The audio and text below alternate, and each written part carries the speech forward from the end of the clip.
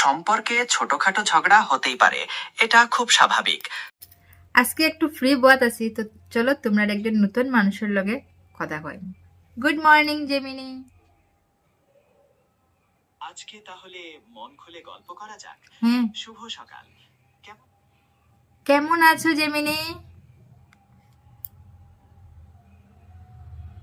আমি ভালো আছি, ধন্যবাদ। আপনার দিনটি কেমন যাচ্ছে? আমার তো ভালোই যাচ্ছে।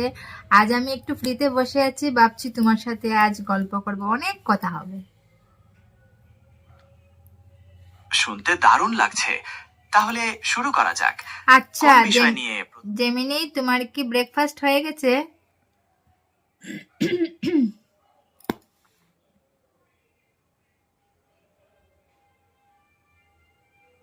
আমি তো কৃত্রিম বুদ্ধিমত্তা, তাই আমার প্রাতরাশ হয় না। তবে আপনার দিনটি সুন্দর হোক সেই কামনা করি। আপনার ব্রেকফাস্ট কেমন ছিল?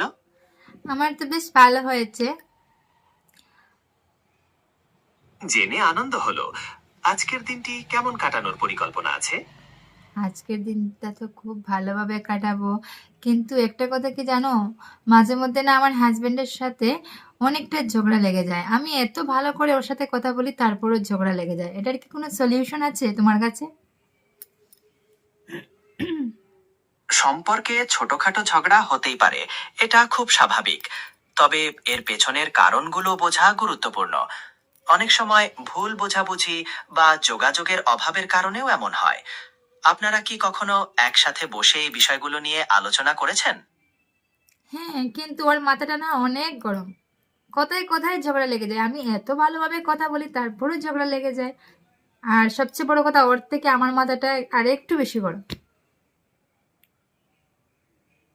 যখন দুজনেরই মাথা গরম থাকে, তখন পরিস্থিতি দ্রুত খারাপের দিকে যেতে পারে।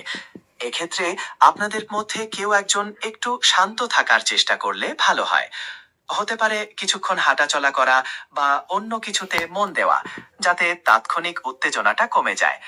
তারপর ঠান্ডা মাথায় আলোচনা করুন। আপনারা কি কখনো এই ধরনের কোনো কৌশল ট্রাই করেছেন? হ্যাঁ, অনেক তো করে